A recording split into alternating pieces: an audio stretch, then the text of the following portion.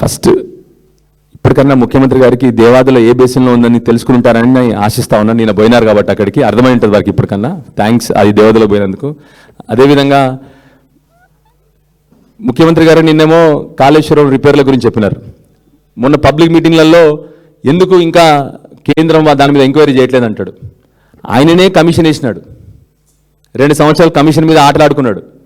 మళ్ళీ ఇప్పుడు కమిషన్లో ఏమి తేలకపోతే ఆయనకు తెలుసు కమిషన్లో కూడా ఏం తేలలేదని చెప్పేసి ఆయనకు తెలుసు. కాళేశ్వరమే తెలంగాణ రాష్ట్రానికి శ్రీరామ రక్ష అని ఆయనకు కూడా తెలుసు. తప్పించుకోలేడు ఎక్కువ కాలము. సో అందుకొరకే 100కు 100% రిపేర్లు చేయించాల్సి వస్తుంది అని తెలుసు. కాబట్టి ఇప్పుడు ఆయనకు తెలుసు నేషనల్ డ్యామ్ సేఫ్టీ అథారిటీ కూడా దానికి రిపేర్ చేయమని చెప్పి ఎప్పుడో ఆర్డర్ ఇచ్చింది. ఆయనకు తెలుసు దాన్ని రిపేర్ చేయాల్సిన పరిస్థితి వస్తుంది. కాబట్టి మాట్లాడాడు, కానీ కనీసం ఆయన బుద్ధి మంచిగా ఇప్పుడన్నా తొందరగా రిపేర్ చేస్తే తెలంగాణకు మంచి జరుగుతుందని ఆశిస్తూ ఉన్నాం.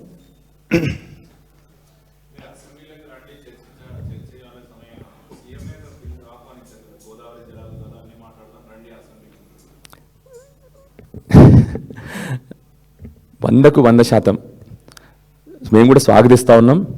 మీ ద్వారా ప్రెస్ ద్వారా మీరు చెప్పినారు కూడా, ఆయన చెప్పింది ఇవాళ మాకు మైక్ ఇవ్వమని చెప్పండి.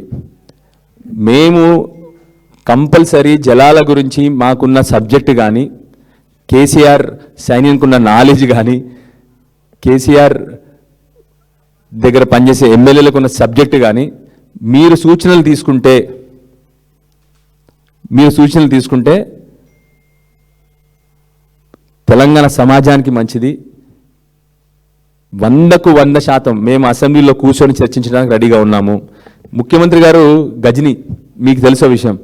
అసెంబ్లీకి రండి అంటాడు, అసెంబ్లీకి వచ్చిన తర్వాత మైక్ కట్ చేస్తాడు. అసెంబ్లీకి రమ్మంటాడు, చర్చిద్దామంటాడు, అసెంబ్లీలో బూతులు మాట్లాడతాడు. అసెంబ్లీలో రండి, అసెంబ్లీలో చర్చిద్దామంటాడు, ఆ సబ్జెక్ట్ తప్ప మిగతా సబ్జెక్టు డైవర్ట్ చేస్తాడు.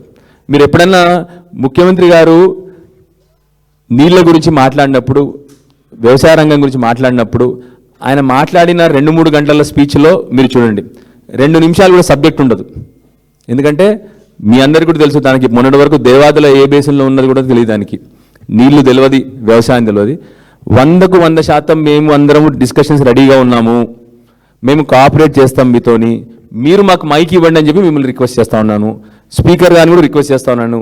ఈసారన్నా బడ్జెట్ సెషన్లో పార్లమెంటరీ ప్రాక్టీసెస్ని గౌరవించి, అసెంబ్లీని గౌరవించి, అపోజిషన్ పార్టీ కూడా ఈక్వల్గా మైక్ ఇవ్వమని చెప్పేసి వాడిని కోరుతా ఉన్నాను. 100కు 100% మేము ఏ రోజు కూడా సబ్జెక్ట్ డిబేట్ కాము. సబ్జెక్ట్ పైనే ఉంటాం మేము. మీరు సబ్జెక్ట్ డిబేట్ అవుతారు, బూతులు మాట్లాడతారు, మైకులు కట్ చేస్తారు. సో 100కు 100% మేము బీఆర్ఎస్ పార్టీగా తప్పకుండా వారితో సహకరిస్తాము. మేము అసెంబ్లీలో డిస్కషన్కి మేము రెడీగా ఉన్నాము. ఏ సబ్జెక్ట్ మీదైనా డిస్కషన్కి రెడీగా ఉన్నాము మేము.